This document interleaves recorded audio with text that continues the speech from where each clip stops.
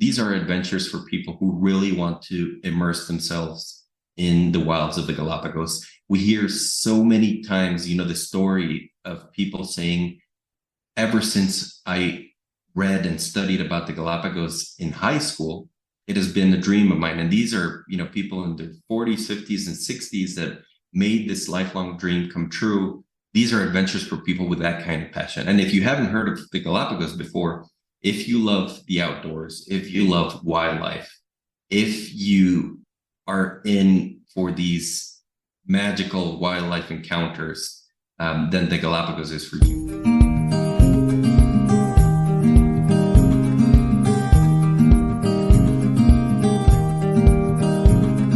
Welcome to the Boomer Woman's Podcast. I'm your host, Agnes Knowles.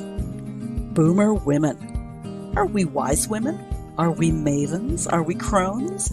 Hell yeah. And we're also still curious, fun-loving, interesting, the list goes on. This podcast is for you. My guests are folk who have a message for our demographic.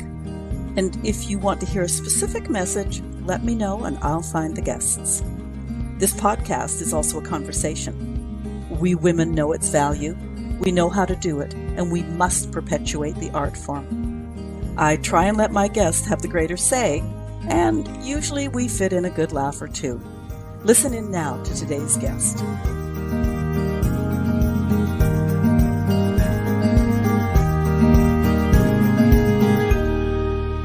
I love doing this podcast. I love chatting with my guests and try really hard to find takeaways for you, dear listener. I enjoy sleuthing about for guests. Some bring different angles to standard topics. Some guests are brilliant, probably standalone guests. I've also been doing this long enough that I get approached by guests asking to be on the show. Some of those I really can't find an angle for a conversation. Some are, hey, yeah, I'd love to have you on podcast. And some are, yes, thank you for finding me. Today's guest is one of the latter. He is the son of an amazing boomer woman. He'll share her story with us, but I also can't wait to hear about their business because it centers around an area of the world many of us are enchanted with, even though we've never been there. Think Charles Darwin. Are you curious? Let's jump in. Fernando Diez, welcome to the Boomer Woman's Podcast. Thank you, Agnes. Thank you for having me. Okay, Fernando, tell our listeners where you were born and raised. All right. So I was fortunate to be born and raised in the enchanted Galapagos Islands, better known to the world as the place where Darwin formulated his theory of evolution. And it all started from a trip that my mother took when she was just 16 in 1969. And I became sort of like, and my two brothers, like modern day Mowglis, raised by the animals of Galapagos in close proximity. And that really just determined the path of our lives, in a direct and indirect way. And here we are today. Now you talk about the path of your life. Dolores Gengotena de Diez is your mother. She started this company. Now the whole thing started at age 16. Is that correct? For her? Yes. So exactly. My mother has always had an interest in the sciences. And one of her favorite subjects at school was biology.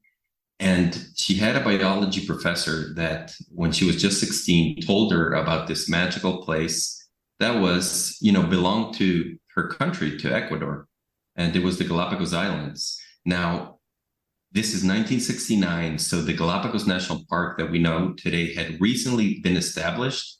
But when I say established, they basically built very, very basic infrastructure, but there were no guides, there was no trails, there was very little regulation. It was just starting. And, there were very few permanent residents in the Galapagos at the time, literally like less than 1,000. And there was this old Navy warship that had been refit into a cargo vessel that would sail once every 15 days from the continent to the Galapagos to, take supplies and provisions for the people who live there. And that was the only way to get to the Galapagos.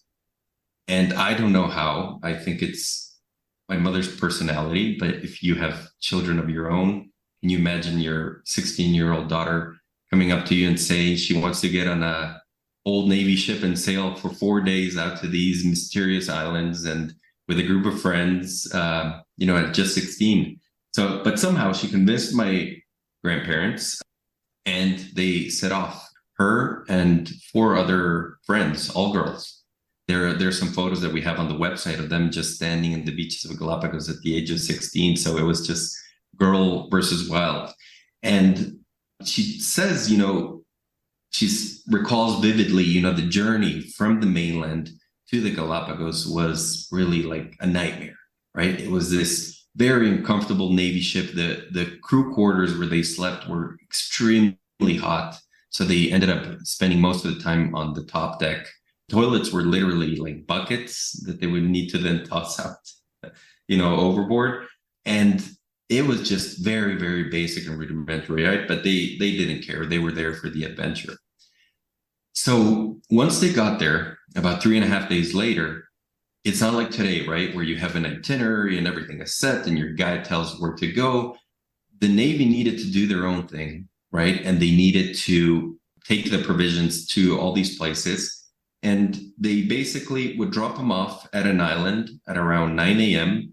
with a bag of oranges, maybe some sandwiches and some water. And, they said, we will pick you up right here at 5 p.m. So if you can imagine being left, on the island all day, these girls, and that was it, and they just started wandering in the island. So there were no trails. They just walked wherever they could. And my mother says that her first impression of just, disembarking on the first island and then a herd of iguanas just running up to her, furious. And she would, even scared, like, what are these? Normally she's used to like iguanas in the mainland running away from you and hiding, in the bushes. These guys are coming up to you. They're more curious about you than you are about them. And then she realized that over the years, the whalers, the pirates had fed them the oranges. So they were actually, after the oranges that they had brought. And so they started feeding the oranges to the iguanas. Today, now this is strictly prohibited, but let's go back. It's 1969. And then, they wandered off in the islands. Every animal approached them. They would be walking in some points where the pathway was so narrow and there was a bird nesting there that wouldn't even move when they had to step over it. It just looked at them. And the sea lions approached them, and it was everything that happened in those. I believe they spent about 4 or 5 days, out in the wild in these islands, every day being dropped off and picked up. And then they spent some time in the inhabited islands. But it changed her, changed it forever. And so she put it in her mind that she would have to somehow make Galapagos a part of her life, permanent part of her life. And it wasn't until about almost a decade later that she met my father, and he was just a natural entrepreneur. He was doing cement business and car dealership in Ecuador. But when she took him to the Galapagos for the first time, he also fell in love with the place. And that is how Quasar started in 1986. They got married, and the Quasar basically pioneered high-end yacht cruising in the island. So that was the beginning. Okay, I'm going to back the bus up a little bit. I mean, you talked about, parents allowing a 16-year-old girl to wander off. That'd be my dream. Am I correct that your mother is the youngest daughter of Dolores Gangotena y Gijón, who was a conservationist and former first lady to probably your grandfather when he was president of Ecuador? That is correct. Yes. I don't know how you found that part. Everybody has a story. I just love it. Yes. And today, the house where they were born in the old town of Quito has been restored and turned into a luxury hotel. It's called Casa Gangotena. So that was wonderful. Those old homes normally in the old parts of the city, they're so costly, like to maintain. They had, 20 and more rooms. What do you do that with the way modern life is today? So it was either like a museum or a hotel. And today, the wonderful thing about being a hotel is that you can actually relive some of the history there. So yeah, that is the history of my mother in Ecuador. Yeah. That's pretty exciting. Okay, so this dream that your parents foresaw to the amazing company that your mom oversees today is another story. Can you tell us a little bit about that development, please? Yeah. So, they arrived to the islands. There was one company offering tours, a company that still exists today. But it was very uncomfortable when they toured the islands. It was like a very old boat. The facilities weren't private, so they were shared. There was no air conditioning, and they thought, there has to be a more comfortable way to see these majestic islands, and that's literally how it started. So Quasar Expeditions pioneered high-end yacht cruising in the Galapagos Islands in 1986, and they realized very quickly that through tourism, it was really the only way to preserve these islands, right? So, well, the best way to preserve them is probably to leave them alone and not allow, anybody to visit them but that wasn't going to happen. There were already people living there. So how else can you educate the world about such a beautiful place, make them love it and make them protect it, right? Because people don't protect what they don't know. And so it was all about bringing people to see Galapagos, having them relive those adventures that they had lived and really falling in love with the places they had and telling other people about it and, maybe even donating to the different organizations that were there. And that is how really the Galapagos has been preserved to the way it is today, very not much different than what she experienced in 1969. The animals still do not fear you. Of course, there is more tourism in the visitor site, so maybe they're a little bit more spread out and things like that. But the animals in Galapagos is just, it's crazy. It's crazy the way they are. And many people say, when they visit Galapagos, that the animals there are different from anywhere else in the world. But if you think about it, they are, as animals once were, everywhere in the world. Before we started hunting them, killing them, invading their habitat. In Galapagos, this never happened. Humans never had this sort of naive I don't know, bad interaction with the wildlife there. So the animals never learned to fear them. And this is how wildlife once was everywhere in the world. So just seeing that is, and experiencing it yourself, having these wildlife encounters that are life-changing, that is what the Galapagos is about. One of the questions that I have on my list here, it was just whether or not people could go to the Galapagos without a tour company. And that's not to bypass your company, but I was actually thinking that tour companies make sure that the land and its occupants are treated with the respect and care that they need and deserve. I mean, you hear about people taking chunks of Stonehenge and chipping bits off the Great Pyramids. You don't want that stuff happening with people just running loose on the Galapagos. Exactly. But to answer your question, you can still do that. You can still go if you stay at one of the port towns, but the port towns are outside of the Galapagos National Park. So 97% of the Galapagos archipelago is part of the Galapagos National Park, and 3% is, these inhabited areas, the port towns. So you can go and you stay at a hotel there, but if you want to tour anything inside the Galapagos National Park, it always has to be with the tour company and the National Park certified guide. One great thing about Galapagos is that, the guides are actually employees of the Galapagos National Park, not of the tour company. So even though we've had guides working for us for over 20 years, these guys technically are still employees of the park. So they owe the respect and everything. The park comes first. And that's really what keeps these islands magical. They follow those rules. And of course, they choose the companies that they work for. But in the end, all the guides are aligned under the same entity, the same principles, the same rules.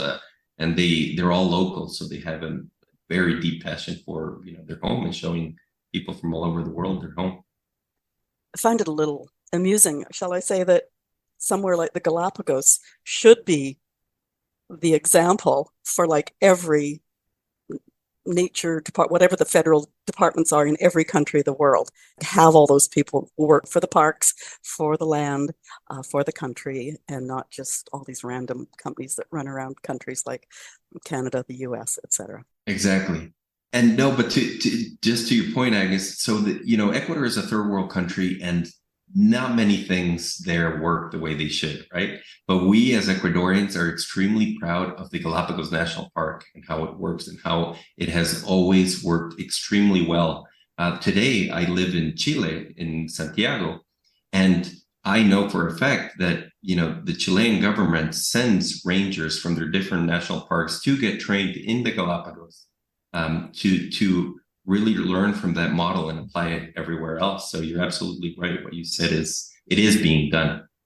It just needs to be done everywhere. Yeah. Okay, so I think a lot of listeners, and I will admit, I did not realize that, or should I put this as a question? The Galapagos are an archipelago that are part of Ecuador or just under their umbrella? Like, is it part of the country? It is, yes, it's part of the country. It's one of its provinces. However, a lot of rules and regulations, and even a lot of policy is different in Galapagos. So it's not an independent entity. The elections are essentially the same. But there is an entity that governs over Galapagos, that the laws in Galapagos apply a little bit differently, but they are part of Ecuador, and you cannot fly directly to the Galapagos from anywhere in the world. You have to first fly into mainland Ecuador to either the city of Quito, the capital, or Guayaquil. Those are the two cities with international airports, and from there take a domestic flight out to the Galapagos. So you essentially have to do customs and enter the country through the mainland and then fly out. That's good. Now, sorry, you're just prompting other questions. If someone's got that great yacht, can they just sort of land on the Galapagos bypassing the mainland? Yes. However, they need to have these very complex permits granted before they do that. So they can arrive directly from anywhere in the world. And it is very common. You often see these mega yachts from, very wealthy people just touring the Galapagos, but it's with a permit that's granted by the park, with a set itinerary that they have to follow, with a captain authorized by the park who co-captains, right, the ship together with the ship's private captain, and they follow a set itinerary. And of course, as we said before, because they're visiting the national park, they have to have a national park guide as well. So, but you can do that, yes. I was hoping the answer was no, but at least it sounds like they've got all the checks in place. Yeah, and sorry, it's very pricey. So that really helps, to keep the park the way it is. Those you have to pay quite a bit amount of money to do that, and the park uses that money really well to maintain, the infrastructure and the guides and the reintroduction program. So there is a benefit to that too. Okay, let's go to Quasar. Our listeners are boomer women.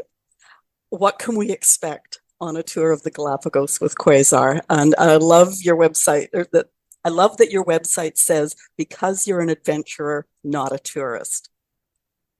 Exactly. So the first thing you can expect with Quasar is that 70% of all our employees are women. And this is something, that it was never directly meant to be like this, but just the way my mother is and how involved she was throughout the history of the company and the different departments, she just attracted adventurous women, and from all over the country to work for the company. So and I'm talking also about my two brothers. My mom has 3 children, 3 boys only. We work in the company, but, men are a minority in this company. So that's the first thing you can expect. The second thing is we really take pride in offering trips for people who, as you read there on the website, consider themselves adventurers and not tourists. All right. So it's not for people who want to check the Galapagos off their bucket list. It's not for people who want to go and take some pictures and then say, what's next.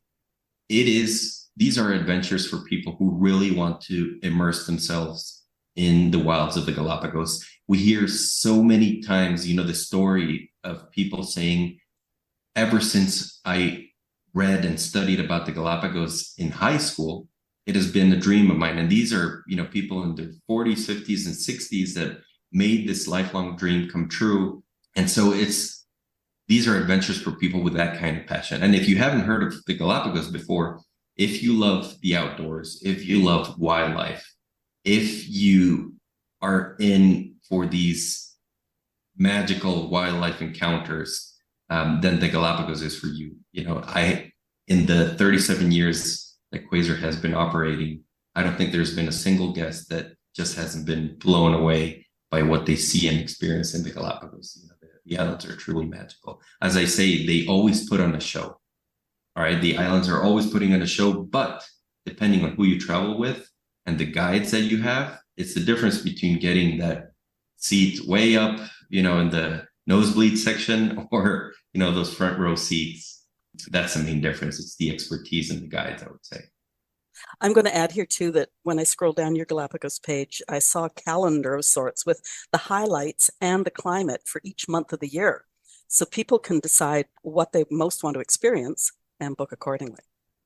Yeah, exactly. The great thing about the Galapagos, though, as opposed to many other wildlife destinations around the world, is that because they're located right on the equator, there is no better or worse time to go. The weather is very constant. It's you can expect, we do Celsius, you guys do Fahrenheit. So no, I'm in Canada, we do Celsius. Oh, there you go. So, between 20 and about 30 all year.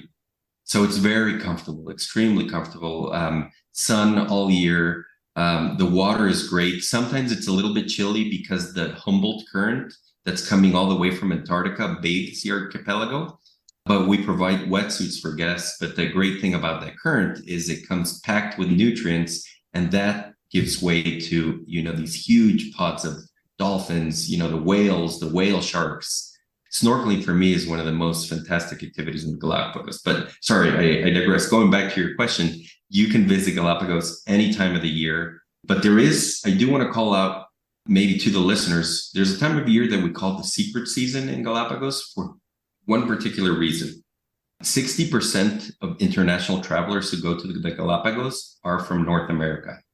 And right after the big summer holidays and before Christmas, that is not a popular time of the year to travel in the United States or Canada, right? It's not one. So it's all based on demand, that the Galapagos, has less demand at that time of year, which means companies often, have certain specials in place. Like, for example, we give free Galapagos air at that time of year, but it's not an incentive because perhaps, half of the wildlife migrated somewhere because it's cold. It's simply a demand thing. So if you have the flexibility to travel between September and early December, that's the time of year when you should go to the Galapagos, because not only will you see everything that people see in every other time of the year, but you'll also be able to save as well. So there's an expert tip for you.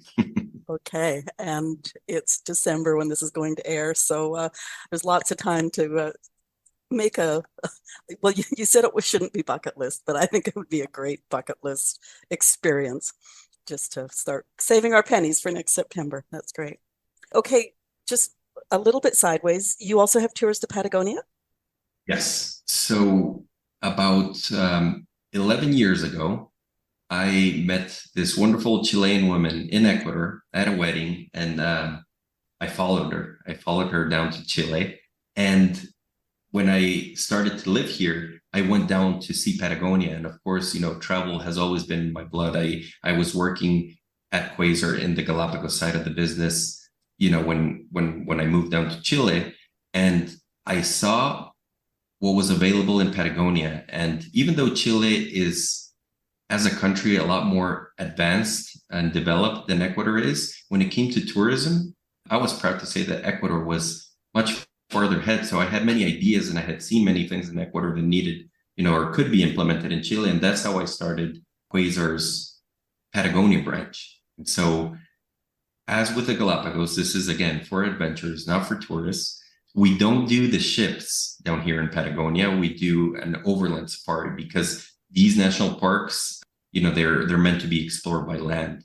But it's the same concept, small groups away from the crowds, very intimate interaction with the wildlife, and expert guides. Of course, our guides really make the difference between a good and an exceptional experience. But we basically took the Galapagos concept, which was so successful, and the way we did travel there, and implemented in Patagonia. And our Patagonia tours are also extremely, extremely successful. And, for anybody listening here, Patagonia is absolutely for everybody, whether you're young, old, whether you hike or you don't hike, whether you like photos, it's just for all types of travelers of all ages and stages. You really get to customize. And that's one of the wonderful things about Quasar's tours in Patagonia is, we listen to you kind of like going to a doctor's appointment. Before we give you, the diagnosis and the prescription. We'll take all the time that's necessary to understand how you want to experience, what kind of traveler you are, what your budget is, and we'll put together a trip that fits your needs perfectly so that you can see Patagonia in a way that, the way you want to see it. So yeah, those are the other tours that we offer down here in this part of the world. Okay, it occurred to me that I have done a fair bit of research coming into talking with you. Could you tell our listeners where Patagonia is, please? Like what part of South America? Yep. So Patagonia itself is huge. It's almost the bottom third, the southern part of South America. It's huge. However, we focus on southern Patagonia, and southern Patagonia is divided from northern Patagonia by the southern ice field. And this is the third largest concentration of ice and fresh water in the world after Antarctica and Greenland. So this huge block of ice pretty much divides Chile in two, making it impossible to cross, for example, by vehicle. You need to navigate the fjords or go in through Argentina. But anyways, below the southern ice field, you have southern Patagonia shared by the countries of Chile and Argentina. And that's the bottom tip. That's where we do our trips. And just like, in the extremes of the earth, places maybe like Alaska or Iceland, the drama that you see here, the dramatic landscapes, you see these granite towers coming out of these electric blue lakes. The skies are lit red. There's something about the colors here, the lenticular clouds. It's crazy. For photographers and for people who like beautiful scenery, Patagonia is really out of this world. Okay, I think I saw on the website that you're the marketing manager. You are really good at your job. I'll write your mother and say that you need a raise. Okay. You also have tours of Ecuador mainland, is that correct? Yes. So as we said, the Galapagos belong to Ecuador. Everybody who visits the Galapagos must first spend at least a day in Ecuador. But most of our guests, if they're making all the way down to Galapagos, they spend an extra few days in Ecuador, getting to see everything that this beautiful South American country has to offer. In Ecuador, we offer tours of, the Andes region, being able to see these indigenous cultures, like the people there from Otavalo, visiting these historic haciendas in the highlands. It's a very picturesque part of Ecuador. Then you also have the Amazon basin. We like to say that a combination of Galapagos plus the Amazon is the best wildlife safari in the Western Hemisphere because it's truly unique. You can go from monkeys, anacondas, caimans, spiders the size of your head, probably. Okay, you just all the lost way me. to Galapagos. All the way to Galapagos, and you can see that in one trip. So for people who are wildlife lovers, the combination of Amazon plus Galapagos is very unique. Okay, I got to stop and rub my arms now because you just gave me goosebumps when you said the spider's that big. Okay, I'm going to go from spiders to COVID. I read somewhere that COVID was actually a good thing for the Galapagos as it gave the islands and probably all of the areas that you cover a break from humans. Is that correct? Yes, we definitely saw that. It couldn't have been worse for companies like Quasar, of course, but for the destinations, it was wonderful. Like, for example, just to give you an example, there's actually a documentary on Netflix, like here in Santiago, the capital of Chile, where I live. during COVID, during lockdown, when there weren't people in the streets, pumas started roaming the streets, and people would, their cameras, their backyard cameras would capture pumas, walking. They had come down from the mountain, so this sort of like reintegration of wildlife in spaces that were originally theirs, right, happened, and you would see condors, just perched on people's balconies here in Santiago. And so in Galapagos, sort of the same thing happened where a lot of the visitor sites, just you saw a lot of the wildlife kind of go back to it. And as I said, they were never afraid of it, but of course the birds would not nest in the trails after COVID. Like the trails were packed with nests. They even had to divert certain trails to make sure not to disturb the wildlife in Galapagos. So that was a very good thing. The only bad thing about COVID in the Galapagos was that because there were no ships, navigating around the archipelago, an illegal Chinese fishing fleet entered the Galapagos Marine Reserve, and it was bad, like to the point that we work closely with the Galapagos Whale Shark Project, and these guys, they tag whale sharks to monitor their migration patterns and just monitor whale sharks in general. And they recorded at this time, a whale shark that had doubled its speed, its normal speed, like in the water swimming. And what that meant was that it was fished and it was brought on a ship. And then obviously the transmitter lost signal. They basically took it out and destroyed it. And so that was clear evidence that they were legally fishing in Galapagos water, mainly for sharks, hammerhead sharks, Galapagos sharks for the shark fin soup, and of course, whale sharks. So that was unfortunately something that was sad for the Galapagos. But as soon as, tourism picked back up again, the boats would actually push out these illegal fishing vessels outside of the Galapagos Marine. That's a part of life, I suppose, that people just don't think about in terms of poachers, pirates, whatever you want to call them, that are a very real thing. And yes. I guess when something is as rich in, sounds like everything, as the Galapagos, then yeah, given the opportunity, they move right in. Yeah, for fishing, it's literally a paradise. When I was young, you used to be allowed to fish off of like commercial vessels like ours. So I would go out fishing for lunch with the crew at 6 a.m, and I would come back with, tunas, wahoo, cod, like you can't imagine, in 1 hour. And that was, we had fish for the whole week. So I know how rich the Galapagos waters are. And for fishing, there is a lot of sustainable fishing, but again, there is a lot of illegal fishing as well happening in the Galapagos Islands. And that's a constant battle that is taking place there in the archipelago. So perhaps I should delete that part out of the podcast so people don't know. I'm joking. Okay, Quasar has 3 pillars of sustainability. Tell us about those, please. Yes. So sustainability is really key to everything that we do.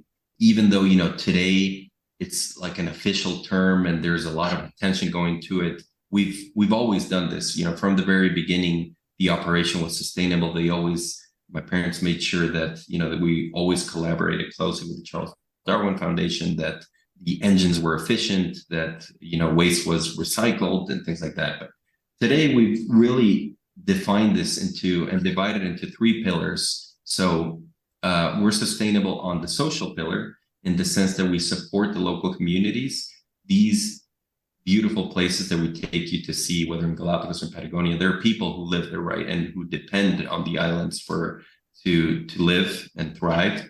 We work with the school, for example, for disabled children in Galapagos that was, up until about 5 years ago, heavily underfunded, and they didn't have, the supplies or the teachers or the care that the kids needed. Quasar now has made sure to take that school under its wing, and it's fully financed today. Their campus has grown. They have been able to take in more children.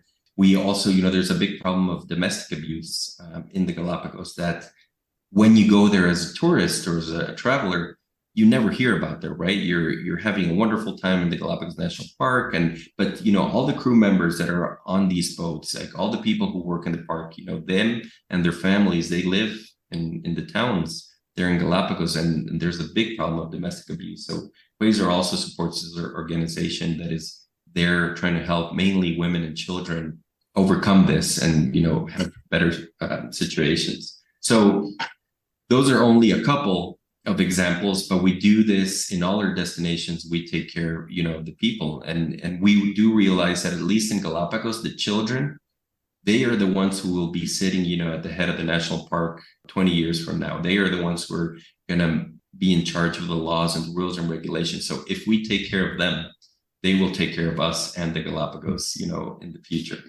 That's on the social pillar. Then on the environmental pillar, it's all about taking care of the environment and the wildlife, the support of organizations like the Charles Darwin Foundation, like the Galapagos Whale Shark Project that I mentioned earlier.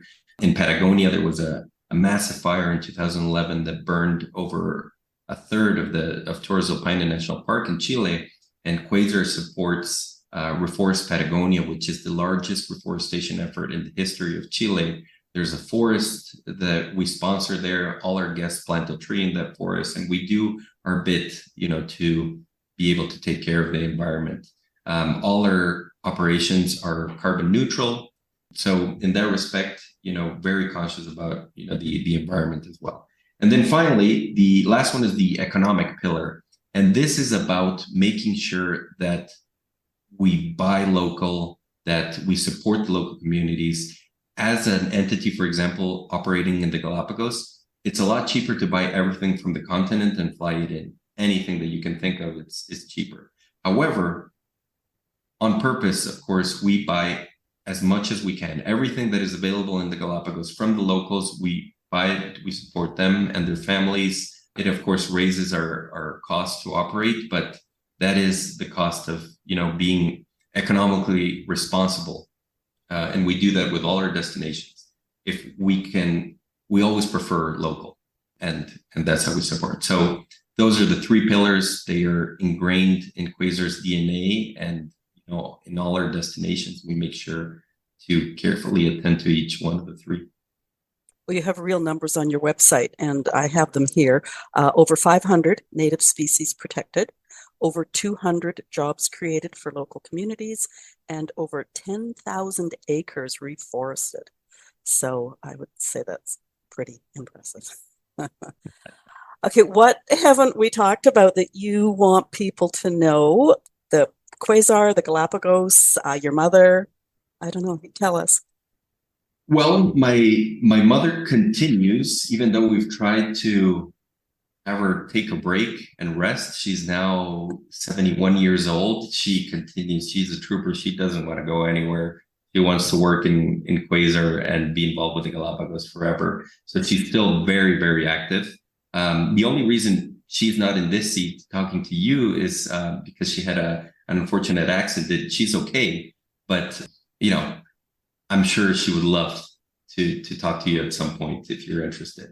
So she's still there. And then, but the other thing I want to sort of remind people, and this has a lot to do with what we last spoke, as a traveler, you have the choice of who you buy your trips from, right? What tour company. And so this is essentially like voting, right? Your vote makes a difference. You choose the people who then lead the country. And you should also have a preference for companies that are socially, environmentally, and economically responsible, right? So do a little bit of homework next time that you're traveling. Ask the company that you want to book with, what their sustainability agenda is like. I always like to tell people that they can ask one simple question is, are you a sustainable company or not? 99% will say yes. And when you say yes, let me know what sustainability initiatives you do.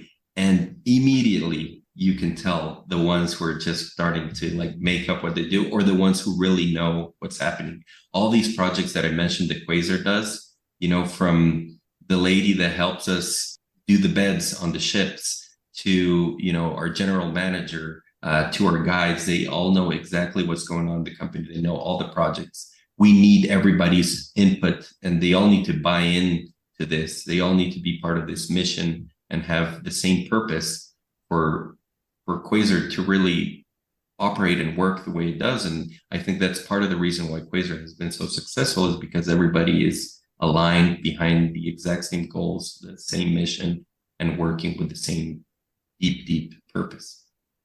I think too, it sounds like it's an easy vision to embrace as an employee, no matter where in the big scheme of things you fit. But also, once you embrace a vision like that, is you almost become a bit of a police person for the company. Like if you see somebody doing something they doesn't fit, you call them out on it and say, no, come on. Exactly. We use the term ambassadors. Yeah. Everybody who works at Quasar is ambassador for this mission. And when everybody's aligned, it's incredible how this spreads. And we have no problem, and we do this in Galapagos a lot. None of the things we do, at least on the sustainability front, are top secret. We'll share it with anybody if they want to duplicate it, if they want to. The more that we can get people doing, the better. It's not a greenwashing thing. It's not a part of the marketing agenda, right? To say that we do this and not do anything. We do it for the real reason, which is, to have a positive impact on the destinations. And as much as we can help other companies do the same thing, we do. I was just thinking that you should almost have a training school for tourism companies in general, just really thinking about all those facets of sustainability, because the world desperately needs more sustainability partners. Exactly. And, one of the simple things is, a lot of people say, they think, okay, if I want to protect the environment, how do I go about creating, a nonprofit there are already all these nonprofits doing this. You don't have to, start from scratch. You just have to do your homework, find the right one, and support that one in the best way possible. They'll tell you what they need. And often it's as simple as, maybe even telling your guests to bring something along with them. Bring a laptop, maybe for the school, bring, clothing, and everything makes a difference. So it doesn't matter how small or big your travel company is, you can make a difference, but you need to sort of align your people in this mission and, find the right nonprofits or the right entities that are doing the right thing in the destinations and support them. One question that occurred to me a couple of days ago, and I didn't put in my notes, is whether there is such a thing, giving you another aspect to your company perhaps, as working tours, where people pay the tour rate, whatever it is, but they have some sort of expertise that they can help in some way when they get there, whether teaching children or science projects or something. Is there such a thing? Or Yes. Oh, okay. Very smart for you. But yes, and unfortunately, not many. But we work with one. It's called Conservation VIP, and these are people who pay just like any guest, and they come on these trips, and then they stay for a week, helping the different places. So, for example, we've had people come on our trips, not directly with Conservation but VIP, but that they specialize. They were special needs experts, so they helped implement a lot of these things in the special needs school. Or we had somebody who was an expert in biodigesters. I don't know if you know what these things are, but it's kind of like these huge bags, right? Where you add organic matter and it decomposes it through, the use of bacteria and things like that, creating methane gas that then is used to heat, for like water heaters or for a gas stove.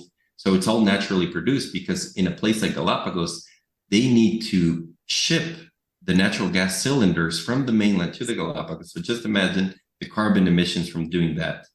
To use the gas in Galapagos and then ship back the empty cylinders to the mainland. It's crazy. So these biodigesters of this organic waste that is already being produced is now producing the natural gas for water heaters and stoves in places like this. And so we did the first pilot project. We put 2 in the school, and they're working incredibly well. So, and that was thanks to a guest that we bought who was a specialist in these biodigesters. And we're like, what can you bring to the table? He told us about these and we're in. And today the project is a reality now.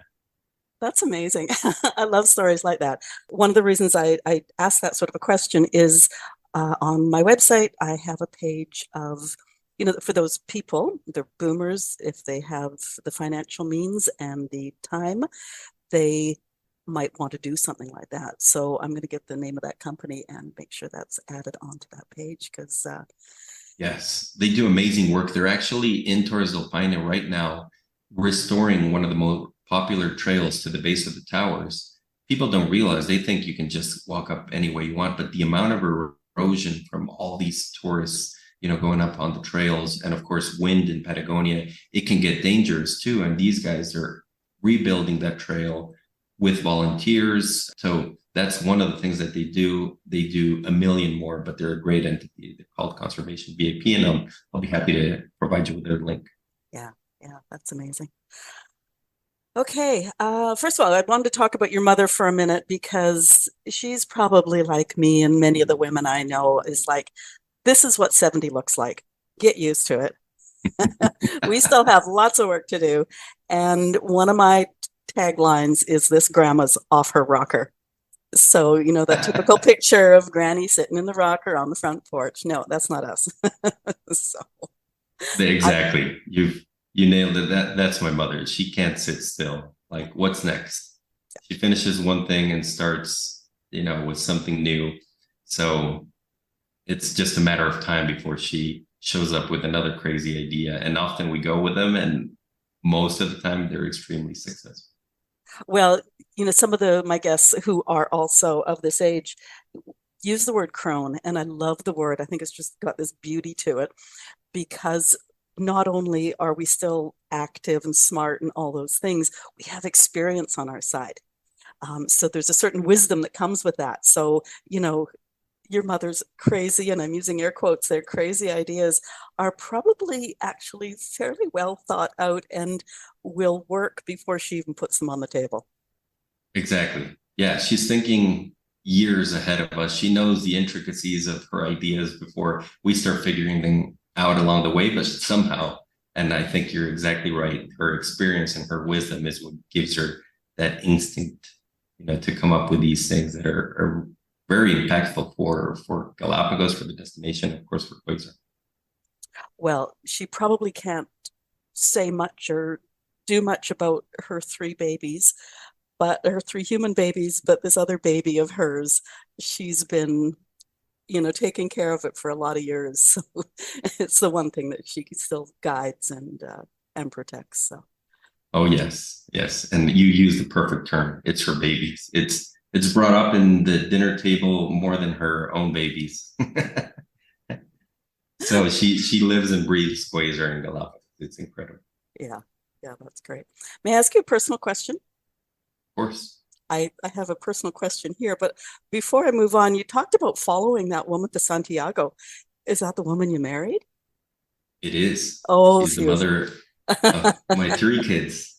Okay, that's great. Inquiring minds need to know. Yeah. Okay. Yeah, sorry. No, go ahead. It was crazy thing, again, it's sort of these things that I said, just packing your bags and moving to another country was just, but I think I get that from my mother too. Sometimes you get this instinct, and I said, I have to see how this turns out, otherwise I won't forgive myself for not trying. And here I am. And that resulted too in the Patagonia program, and so the growth of Quasar. So it's all part of this master plan, I think. There you go. It sounds perfectly logical to me. I'm on the west coast of Canada, and my son-in-law is from Madrid, and he lives cross town with my daughter. So there you go. Perfect sense. Yeah. Okay. The real question I wanted to ask you is, you grew up with the Galapagos Islands basically being your backyard. Sounds pretty idyllic. You're married, 3 children. Where do you take your family when you go on holiday? That's a great question. There is a saying in Spanish that says, En casa de herrero, cuchillo de palo. So in the blacksmith's house, they have wooden knives. That's the direct translation. I don't know if there's a saying similar in English, but I take a lot more time planning other people's travels than I do my own because I do that day in and day out. Today, my travels are mainly kid-friendly destinations, but yes, that was an exaggeration. I definitely like to go to strange, adventurous places. Like I've been with my wife to, the Arctic Circle, for example, in Alaska, Aurora chasing over there. We've been fortunate to be able to do barters with other companies. So, a cabin in Galapagos in exchange for, so seeing places, like Greenland or Antarctica is really a dream. I try to balance out, adventure and relaxation. With kids right now, they need to be, kid-friendly destinations. But my oldest daughter, she's 6. She's ready. Like she wants to go on these like amazing places. Next year, I'm going to take her on these very difficult hikes in Patagonia, 13 miles for a 7-year-old, like up to the base of the towers. I'm sure she'll be able to do it. And if she can't, it's a learning experience. But I was taking when I was little to all these strange and different places. I remember at school, kids would come back, where'd you go? Disney World or, somewhere else. And I had gone to somewhere really strange, that just was in our, maybe, in our geography classes or something like that. We learned about those places. So I was very fortunate and I tried to do the same thing for my family. So as adventurous as it can be, that's, I think, the answer. Oh, that's great. I am the mother who also had I had 3 children also. As they turned 18 and finished high school, it was like, go have an adventure. Like, get out of here, go experience the world. So, yeah. Yes, I used to, when I graduated from college, it was actually the brother of one of my best friends. He said, you're still young, take a year off and just go see the world. And I thought to myself, well, I'll have time for that. I was only like 21 or 22. I'll have many years to do that. Never again, right? I'm 41 now, and I was never able to take the year off. Life gets in the way, work and things like that. So I strongly recommend what you just said, either right after high school or right after college, take a year. The world will wait, jobs will wait, but what you will grow as a person, seeing new people, experiencing new cultures, going to strange places, getting out of your comfort zone, doing things that scare you, that really makes a difference and turns you, I think, into a much better person. So whoever you come back as, after that year sabbatical, I'm sure it'll lead you in a different path in life. And I think that's very positive. Well, and I will add to all those young people going off on adventures to do what my children did. And don't tell your mother what you did until it's done and you're safe home. That's another, yeah, what sense. Okay. Where do we find you? Or find Quasar? Now, do we just find Quasar, or can we find your mother on the world? Yeah, I mean, her story sounds amazing. So our website is Quasar, QUASAREX for expeditions, quasarex.com. Her email is dolores@quasarex.com. She'll be happy to hear from anybody directly, I'm sure. Mine is fernando@quasarex.com. But if you're interested, in these destinations and seeing what we offer, go to our website or follow us on Facebook or on Instagram. On Facebook, the handle is at Quasar Expeditions, and on Instagram is at QuasarEX. But you can also find the links to those on the website. But there you can find us. You can talk to our team. We'd be happy to, have anybody who wants to see these destinations and do it the Quasar way. This is very unique. Is that one of your catchphrases? Do it the Quasar way? The Quasar way, yeah. That's right. Okay, good. All right. Is there anything else before I wrap? I've enjoyed this conversation so much. You're interesting, you personally, but also you, the company. So yeah, I really enjoyed this. To anybody, travel as much as you can. I think there's a saying, travel is the only thing you buy that makes you richer. And I think that's absolutely right. So go out there and travel the world. You just reminded me too that I was going to tell you that in English, the phrase is the cobbler's children go shoeless. There you go. Yeah. And then my last phrase is just, this place will always be here to come back to. So yeah, go have your adventure. Good. Okay. Website link is in the show notes. All the links will be on your page at our website. So that's great. Listeners, if you have thoughts on today's show, you must have thoughts on today's show. Talk to us. Leave comments where you're listening, or if you're listening, as I said that, I just got the goosebumps again because I'm thinking you got to have thoughts about that spider as big as your head. Oh. Anyways, okay, leave comments where you're listening, or if you're listening at the Boomer Woman's podcast at boomwithabang.com, scroll to the bottom of the page, talk to us there. Or ask Fernando or Dolores the burning question I missed asking. Leave stars and reviews where you can. They help us grow. Share this episode. The Galapagos Islands are like real live myths for many people. It's December.